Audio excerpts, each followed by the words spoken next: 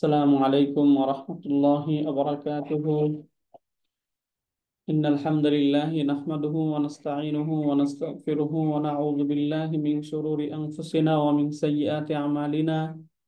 من يهده الله فلا مضل له ومن يضلله فلا هادي له. أشهد أن لا إله إلا الله وحده لا شريك له، وأشهد أن محمدا عبده ورسوله. رب زدني علما، رب زدني علما، رب زدني علما. رب اشرح لي صدري ويسر لي أمري واحلل عقدة من لساني يفقه قولي. وبك نستعين يا مستعان. الحمد لله ثم الحمد لله। আলহামদুলিল্লাহ, আমরা ইমাম নববী রহমতুল্লাহ আলাইহির 40 হাদিস, এই হাদিসগুলো আমরা পড়তেছিলাম। ইতিমধ্যে আমরা 10টি হাদিস পড়েছি। আজকে ইনশাআল্লাহ আমরা 11তম হাদিসটি পড়বো ইনশাআল্লাহ। এই হাদিসটি আবু মুহাম্মদ হাসান ইবনে আলী রাদিয়াল্লাহু তাআলা আনহু, হাসান রাদিয়াল্লাহু তাআলা আনহু থেকে বর্ণিত। এখানে বলেছে আন আবি মুহাম্মাদিন হাসান ইবনে আলী ইবনে আবি তালিবিন সিবতি রাসূলিল্লাহি সাল্লাল্লাহু আলাইহি ওয়াসাল্লাম ওয়া রাইহানাতিহি রাদিয়াল্লাহু আনহুমা। বলা হচ্ছে হাসান ইবনে আলী ইবনে আবি তালিব রাদিয়াল্লাহু তাআলা আনহু থেকে বর্ণিত। এখন এই হাসান রাদিয়াল্লাহু তাআলা আনহু কি বলেছিলেন? ক্বালা, তিনি বলেন, হাফিজতু মিন রাসূলিল্লাহি সাল্লাল্লাহু আলাইহি ওয়াসাল্লাম, আমি রাসূল সাল্লাল্লাহু আলাইহি ওয়াসাল্লাম থেকে স্মরণ রেখেছি, মুখস্থ রেখেছি। হাফিজতু, এই যে আমরা হাফেজ বলি, হাফেজ সাহেব, ওই হাফেজ এই শব্দ থেকে হাফিজুন যেটা হয় ইসমুল ফাইল, সেটা হচ্ছে সংরক্ষণকারী। তা হাফিজা ইয়াহফাজু সামিয়া ইসম থেকে অর্থ হচ্ছে সংরক্ষণ করা, মনে রাখা, মুখস্থ রাখা, স্মরণ রাখা ইত্যাদি অর্থে আসে। হাফিজতু মিন রাসূলিল্লাহি সাল্লাল্লাহু আলাইহি ওয়াসাল্লাম, আমি রাসূল সাল্লাল্লাহু আলাইহি ওয়াসাল্লাম থেকে সংরক্ষণ করে রেখেছি, মনে রেখেছি, স্মরণ রেখেছি। কি কথাটা? সেটা মাফরুন বিহি, দা, তুমি ছেড়ে দাও, মা ইউরিবুকা, মা ওই জিনিস, ইউরিবুকা যা তোমাকে সন্দেহে ফেলে।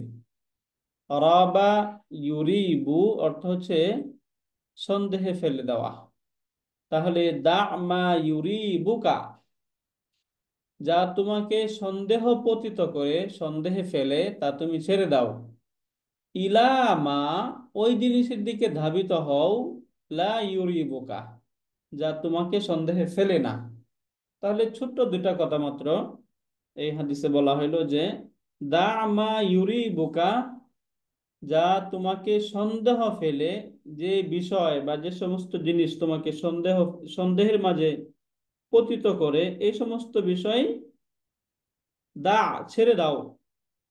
এখন ছেড়ে দিয়ে কোন দিকে যেতে হবে?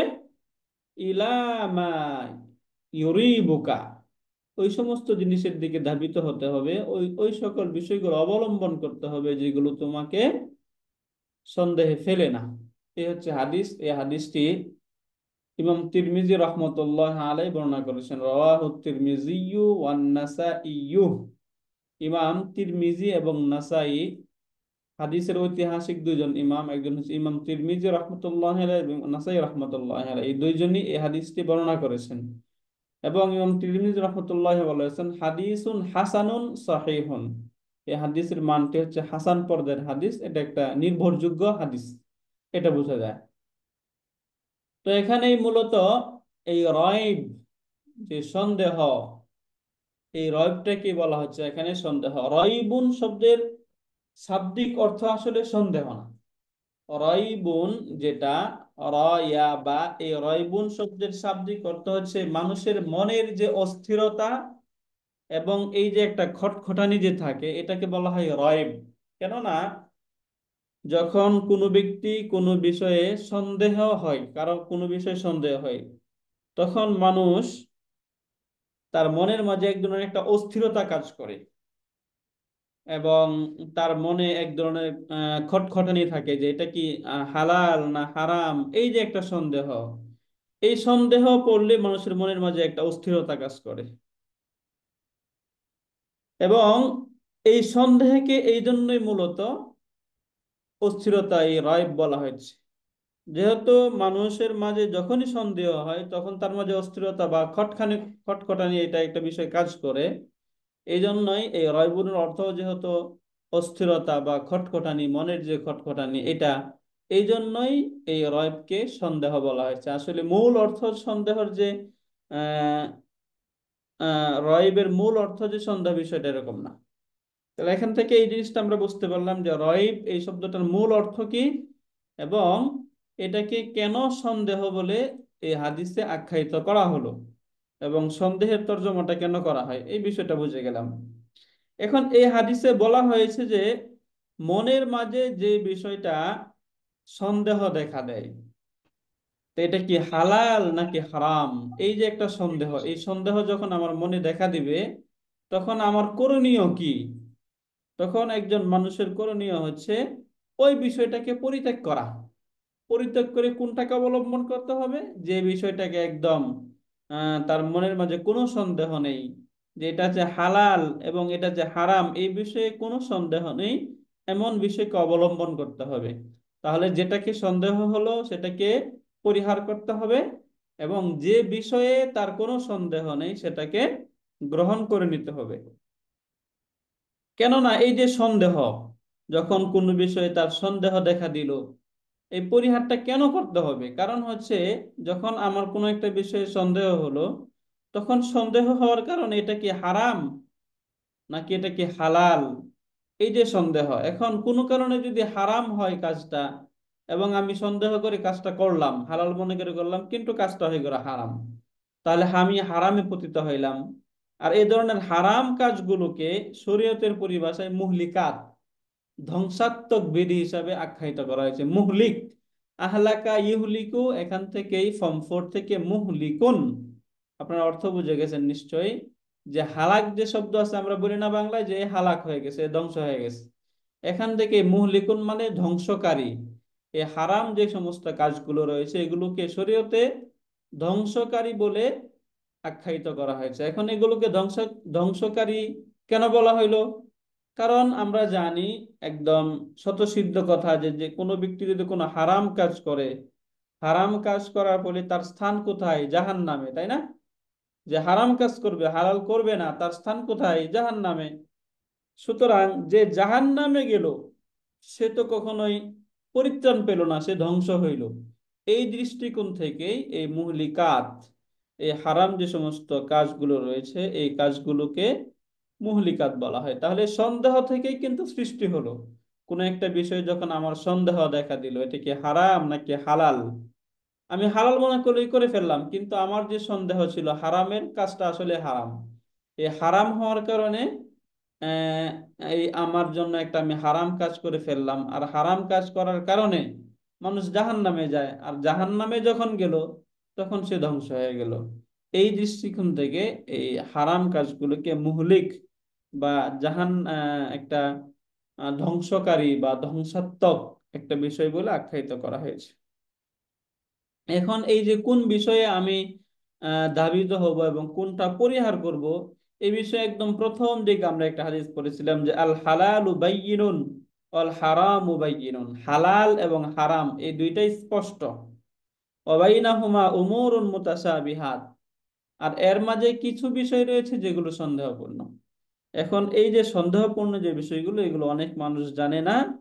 না জানার ফলে যদি এখান থেকে কেউ বেঁচে থাকে, যে সমস্ত কাজের সন্দেহ হয় এই সকল কাজ থেকে যদি কেউ বেঁচে থাকে, তাহলে তো সে নিজেকে হেফাজত করে নিল এবং তার সম্মানকেও হেফাজত করে নিল। আর যে এর মাঝে পতিত হবে সে হারামের মাঝে পতিত হইল। এই হাদিসটা একদম শুরুর দিকে আমরা পড়েছিলাম। এরপরে বলছে যে যেমন একজন রাখাল যে বকরি চড়াচ্ছে, সে একজন একটা সংরক্ষিত এলাকায় বকরি চড়াচ্ছে, আশপাশে বকরি চড়াচ্ছে, কিন্তু তার মনের মাঝে এই ধারণা আছে কখনো কখনো বকরি সেই সংরক্ষিত এলাকায় চলে যেতে পারে। তাহলে আল্লাহ পাক রব্বুল আলামিনের যে সমস্ত এই সংরক্ষিত এলাকা, এটা আমরা হাদিসের শেষের দিকে পড়েছিলাম যে ওয়া ইন্না লিকুল্লি মালিকিন হিমান, প্রত্যেক মালিক বা বাদশার জন্য একটা সংরক্ষিত স্থান রয়েছে। ওয়া ইন্না হিমাল্লাহি মাহারিমুহু, আর আল্লাহ তাআলার যে সংরক্ষিত স্থান সেটা হচ্ছে তিনার মাহারিম, যে হারাম যে বিষয়গুলো রয়েছে এগুলো আল্লাহ তাআলা সংরক্ষিত স্থান। অতএব কোনো কারণে যদি আমরা এই সংরক্ষিত স্থান, যে সমস্ত হারাম যে কার্যগুলি রয়েছে, সন্দেহাতীত যে বিষয়গুলো রয়েছে এগুলোর বিষয়ের আশপাশ দিয়ে যদি আমরা ঘোরাফেরা করতে থাকি, অর্থাৎ আমি একদম সরাসরি হারাম কাজটা করতেছি না, কিন্তু আমার যে বিষয়ে সন্দেহ হচ্ছে সেগুলো আমি করতেছি, তাহলে সন্দেহটা আমাকে একসময় হারামের দিকে নিয়ে যাবে, তখন তো আমি হারামে পতিত হব। এই জন্য এখানে এইভাবে বলা হয়েছে যে এই সমস্ত যে সন্দেহযুক্ত যে কাজগুলো রয়েছে এগুলোকেও পরিহার করতে হবে। এখন কথা হচ্ছে যে যদি কখনো এরকম হয়ে যায় বিষয়টা যে কোনো একটা জিনিস হালাল, এই হালাল বিষয়টা সম্পর্কেও আমার মনের মাঝে এক ধরনের সন্দেহ সৃষ্টি হলো। হালাল তখন আমার জন্য করণীয় কি, আমি তখন কি করব? যে কাজটা যে হালাল, এই হালাল এটা কি আমি করতে পারবো নাকি হারাম, এই যে একটা বিষয়, এই বিষয় নিয়ে যদি আমার মনের মাঝে কোনো সন্দেহ দেখা দেয় তখন আমাদের জন্য করণীয়। এই ব্যাপারে শরীয়তের মুহাদ্দিসিনে কেরাম দুই ভাবে বলেছেন, যে দুই শ্রেণীর ব্যক্তি থাকে সাধারণত। একটা হচ্ছে মুজতাহিদ, ইজতাহাদা ইয়াজতাহিদু, আমরা ওই যে ফর্ম 8-এ পড়েছি শব্দটা, এইভাবে শব্দটা হয় ইজতাহাদা ইয়াজতাহিদু ইজতিহাদুন, অর্থ হচ্ছে পরিশ্রম করা। আচ্ছা, এখান থেকে ইজতাহাদা ইয়াজতাহিদু অর্থ হচ্ছে পরিশ্রম করা, চেষ্টা করা।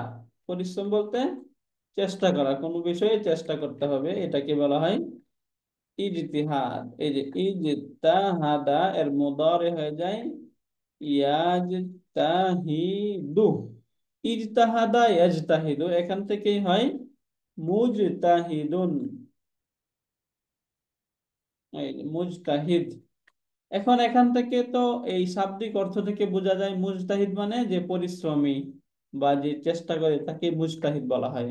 কিন্তু শরীয়তের ভাষায় এই যে মুজতাহিদ যিনি হন, তাকে সাধারণভাবে যদি কেউ চেষ্টা করে তাহলে তাকে মুজতাহিদ বলা হয় না, বরং এই মুজতাহিদের একটা নির্দিষ্ট দিক রয়েছে। মুজতাহিদ কাকে বলে? যে ব্যক্তি একটা বিষয়ে চিন্তা ভাবনা গবেষণা করে এই বিষয়ে উপনীত হতে পারে যে এটা কি হালাল নাকি হারাম, এই দুইটা কোনো একটাকে নিশ্চিত করতে পারে। সে গবেষণা করে কোনো একটা মাসআলা বা কোনো একটা প্রশ্নের উত্তর সঠিকভাবে বের করতে পারে, যে তাকেই বলা হয় মুজতাহিদ। এখন এই মুজতাহিদ পর্যায়ের যে সমস্ত ব্যক্তিগণ রয়েছে, তারা তো কোনো বিষয়ে সন্দেহ হলে তারা ইজতিহাদ করবে, তারা গবেষণা করবে, গবেষণা করে কোনটা সঠিক কোনটা বেঠিক সেটা খুঁজে বের করবে, এবং যেটা সঠিক সেটার উপর আমল করবে। এখন যারা মুজতাহিদ না তারা কি করবে? যারা মুজতাহিদ পর্যায়ের না, আমাদের মতো যারা মুজতাহিদ না, আমরা কি করব? আমাদের কাজ হইলো আমাদের যে যে সমস্ত সন্দেহ এই সমস্ত বিষয়গুলো রয়েছে এগুলো যারা দ্বীনের আলেম যারা আছে উলামায়ে কেরাম তাদেরকে সুপর্দ করতে হবে। তারা যেই বিষয়ে আমাকে দিক নির্দেশনা দেয় সেটাকে আমাকে মেনে নিতে হবে। যদি তারা বলে এটা জায়েজ, হালাল করতে পারেন তাহলে করব, যদি হারাম বলে তাহলে করব না। আমার কাজ হচ্ছে এটা। এখন এরপরও একজন আলেম বা দ্বীনের একজন জ্ঞানী ব্যক্তি তিনি আমাকে হালাল বলার পরও যদি আমার মনের মাঝে এক ধরনের সন্দেহ থাকে, তখন পুরোপুরি আমি যদি সন্তুষ্ট না হই তখন আমার জন্য উচিত হলো সেটাকে পরিহার করে চলা। ওই যে সন্দেহপূর্ণ কাজ, এই সন্দেহপূর্ণ কাজটাকে পরিহার করে চলা। কেননা নবী করিম সাল্লাল্লাহু আলাইহি ওয়াসাল্লাম তিনার একটা হাদিসে বলেছেন ওয়াল ইসমু, ইসমু মানে হচ্ছে গুনাহ, আমরা জানি ইসমুন, এইভাবে বলেছেন ওয়াল ইসমু, ওয়াল ইসমু মা, আর গুনাহ হচ্ছে ওই জিনিস হাকা, হাকা ফিন নাফসি, হাকা ফিন নাফসি ওয়াল ইসমু মা হাকা ফিন নাফসি। আর গুনাহ হচ্ছে এমন জিনিস যা তোমার মনের মাঝে সন্দেহ তৈরি করে, খটকা তৈরি করে, যে বিষয় এটা হচ্ছে গুনাহ। এটা একটা। আরেকটা কথা বলেছেন ওয়া তারাদ্দাদা ফিস সাদরি ওয়া এইভাবে ওয়া তারাদ্দাদা, তারাদ্দাদা ইয়াতারাদ্দাদু, এটা হচ্ছে দুদুল্যমান করে তোলা। ওয়া তারাদ্দাদা ফিস সাদরি, এই যে ওয়াতারাদ্দাদা ফিস সাদরি, এবং মনের মাঝে সন্দেহ তৈরি করে। এক নাম্বার মা হাকা ফিন নাফসি, যে বিষয়টা মনের মাঝে খটকা তৈরি করে, ওয়াতারাদ্দাদা, এবং তোমাকে সন্দেহ ফেলে দেয়, ফিস সাদরি, অন্তরে, এবং অন্তরের মাঝে যে বিষয়টা সন্দেহ তৈরি করে। এই দুইটা বিষয়ই হচ্ছে গুনাহ। ওয়া ইন, এরপরে সর্বশেষ বলেছেন ওয়া ইন আফতাকান নাসু। আমরা ওই যে ফতোয়ার সাথে খুব পরিচিত, হুজুররা ফতোয়া দেন, হ্যাঁ তাই না?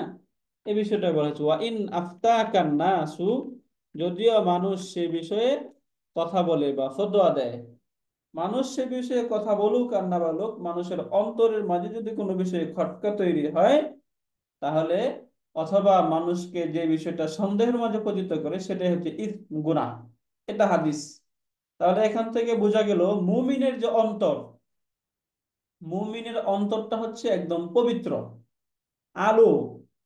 বলা হচ্ছে যে মুমিনের অন্তরের মাঝে যে পবিত্রতা থাকবে, যে আইল ইসলামের যে জ্ঞান থাকবে, এই জ্ঞানটাকে আলো হিসাবে, একটা আলোকময় বিষয় হিসাবে আখ্যায়িত করা হয়েছে। কেননা ওই যে আমরা জানি ইমাম শাফি রহমতুল্লাহ আলাই, একজন দ্বীনের বড় ইমাম, তিনি তিনি তেনার উস্তাদের কাছে বলেছিলেন যে শাকাউতু ইলা ওয়াকিইন সুআ হিফজি ফাআওসানি ইলা তারকিল মাআসি। এরপর সর্বশেষ তিনি যেই কথা বলেছেন সেটা হচ্ছে ফা ইন্নাল ইলমা, ফা ইন্নাল ইলমা নূরুন। এই যে ফা ইন্নাল ইলমা নূরুন, এই যে জ্ঞান, যে বিষয়টা রয়েছে জ্ঞান, এই জ্ঞানটা হচ্ছে নূর। ফা ইন্নাল ইলমা নূরুন, সুতরাং এই জ্ঞান, মানুষের অন্তরের যে জ্ঞান বা ইসলামের যে জ্ঞান, এটা হচ্ছে নূর। সুতরাং এই সন্দেহ বা গুনাহ এবং যেটা নূর, আলো, এই দুটো তো একসাথে হতে পারে না। যদি আলো আসে তাহলে অন্ধকার বা আঁধার কেটে যাবে, আর যদি আঁধার থাকে তাহলে সেখানে আলো আসবে না। সুতরাং মানুষের অন্তরের যে বিষয়টা রয়েছে, মুমিনের অন্তরে এই ধরনের একটা নূর আল্লাহ পাক রব্বুল আলামিন দিয়েছেন, যেটার দ্বারা আমরা একটা খারাপ কাজ যখন থাকে, যেটা হারাম, এইটার ব্যাপারে আমাদের মনে একদম সুস্পষ্ট সন্দেহ থাকে, এটা হারাম, তাই না? যেমন শূকরের গোশত হারাম, এটা আমরা সকলেই জানি। মৃত ব্যক্তির গোশত খাওয়া হারাম, এটা আমরা সকলেই জানি। এবং নামাজ যে ফরজ, এটাও আমরা সকলেই জানি। এবং যেটাকে আল্লাহ তাআলার নামে জবেহ করা হয়েছে, সেটা যে হালাল, এটা খাওয়া হালাল, এটা আমরা সকলেই জানি। তাহলে হালাল এবং হারাম, এই দুইটা বিষয় কিন্তু আমরা সকলেই জানি, তাই না? এই দুইটা বিষয়ে মুমিনের অন্তরে কোনো ধরনের সন্দেহ থাকে না। সন্দেহ থাকে ওই সমস্ত বিষয়ে যেগুলো হালাল এবং হারাম হওয়ার ব্যাপারে শরীয়তের মাঝে এমনিতেই কোনো ধরনের উম, আহ, সন্দেহের সৃষ্টি হওয়ার কোনো লক্ষণ থাকে। অর্থাৎ হারাম যেগুলো সেগুলো তো আমরা বুঝে যাই, হালাল গুলো বুঝে যাই, এবং এর মাঝখানে যেগুলো রয়েছে সন্দেহপূর্ণ মুস্তাবিহাত, এই মুস্তাবিহাত সন্দেহপূর্ণ জিনিসগুলো থেকে আমাদেরকে বাঁচতে হবে। এখন কথা হচ্ছে এই সন্দেহপূর্ণ যে বিষয়গুলো রয়েছে, এগুলো থেকে আমরা কিভাবে বাঁচবো, এটা বাঁচার উপায়টা কি?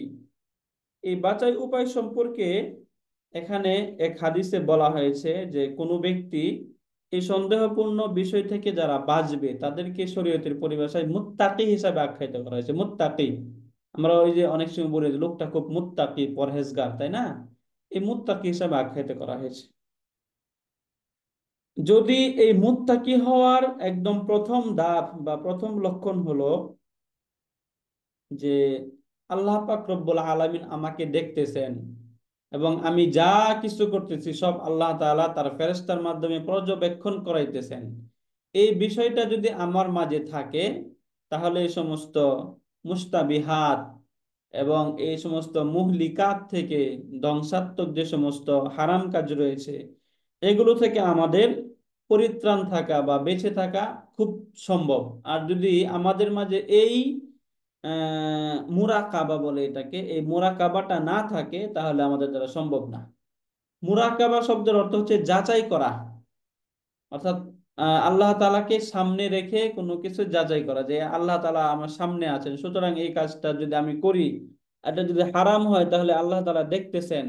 এরকম আল্লাহ তাআলাকে সামনে রেখে যদি কোনো কাজ আমরা সবসময় করতে পারি, তাহলে আমরা এই সমস্ত সন্দেহপূর্ণ কাজ থেকে আমরা ইনশাল্লাহ বেঁচে থেকে পারবো। তাহলে এই হাদিসের মূল শব্দ হচ্ছে এটা, যে তোমার অন্তরে যখন কোনো বিষয় সন্দেহ বা খটখটানি দেখা দেয়, তখন তুমি সেই কাজ থেকে পরিহার করো, এবং যে কাজ তোমাকে সন্দেহ ফেলায় না এমন কাজের দিকে তুমি ধাবিত হও। এটা হচ্ছে হাদিসের মূল জিনিস। এখন এখান থেকে বোঝা যায় যে মানুষের অন্তরের মাঝে যে সমস্ত বিষয়টা আসে, এটা অনেক গুরুত্বপূর্ণ একটা জিনিস। আপনি কোনো একটা ভালো কাজ করতে যান, আপনার মনটা চাইবে ঠিক আছে ভালো কাজটা করি, কিন্তু একটা কাজ যখনই করতেছেন আপনার মনে মনে ভাবতেছেন যে এটা কি ভালো হবে নাকি খারাপ হবে, এই যে সন্দেহ বা এই যে আপনার মনের মাঝে একটা অস্থিরতা, দুদুল্যমানতা, এটাকে আপনার থেকে বেঁচে থাকতে হবে। এই হাদিসের মূল ভাষ্য হচ্ছে এটা। এই বিষয়টা আমরা ক্লিয়ার হয়েছে আলহামদুলিল্লাহ। তাহলে সর্বশেষ আমরা এই হাদিস থেকে একটা বিষয় বুঝতে পারলাম, যে সন্দেহপূর্ণ বিষয় থেকে বাঁচতে হবে। এখন কথা হচ্ছে, এমন বিষয়ে সন্দেহ হলো যে কোনো কারণ নাই, এখানে সন্দেহ হওয়ার কোনো কারণই নাই, তাহলে এমন সমস্ত বিষয়টা কিন্তু আবার বেঁচে থাকতে হবে। সুতরাং অকারণে যদি কোনো সন্দেহ হয়, কোনো কারণ ছাড়া যদি কোনো সন্দেহ হয়, তাহলে ওই সন্দেহ ধর্তব্য না।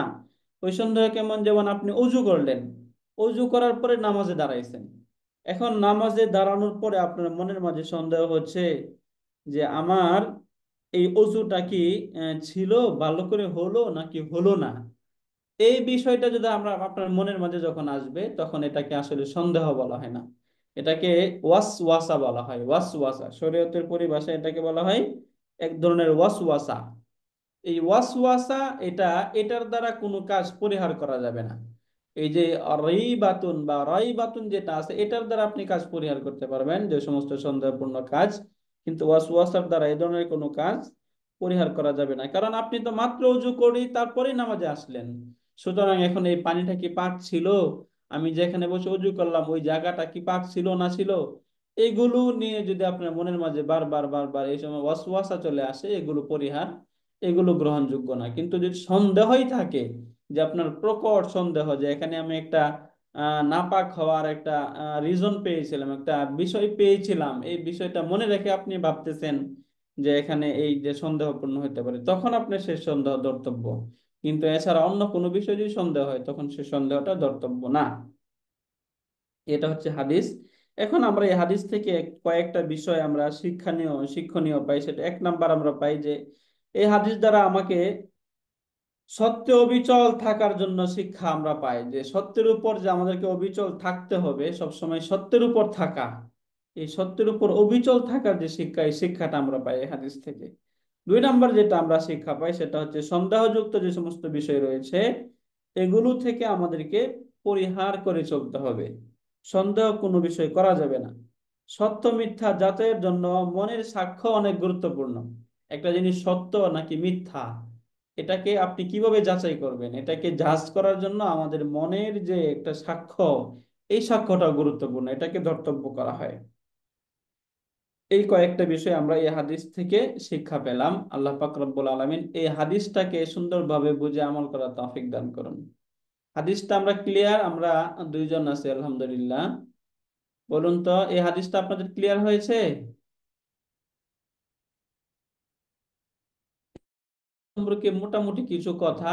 এখন যদি আমরা শব্দগত এবং তারকিবগত অবস্থা দেখি, যেমন হাফিজ টু আমি মুখস্থ করেছি মিন রাসূলিল্লাহি সাল্লাল্লাহু আলাইহি ওয়াসাল্লাম, রাসূল সাল্লাল্লাহু আলাইহি ওয়াসাল্লাম থেকে, তাহলে এটা হয়ে গেল মুতাআল্লিক, তাই না? এখন আমরা জানি এখানে তো হাফিজ টু ফেল এবং ফাইল পেলাম, মাফউলুন বিহি কোনটা? এই যে দা মা ইউরিবুকা। তাহলে এখানে এই যে মা, এটা হচ্ছে ইসমুল মাউসুল, এবং ইউরিবুকা সিলাতুল মাউসুল, এটা মিলে এই যে দা, এই যে দা, এই ফেলে আবার মাফুলুন বিহি। এরপরে ইলা হারফুল জার, মা ইসমুল মাউসুল, লা ইউরিবুকা ফেল ফাইল মুতা মাফুলুন বিহি, সবগুলো মিলে এগুলো হয় মাজরুর।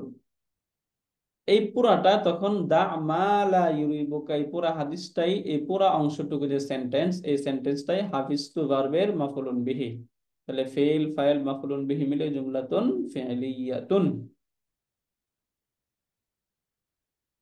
আলহামদুলিল্লাহ।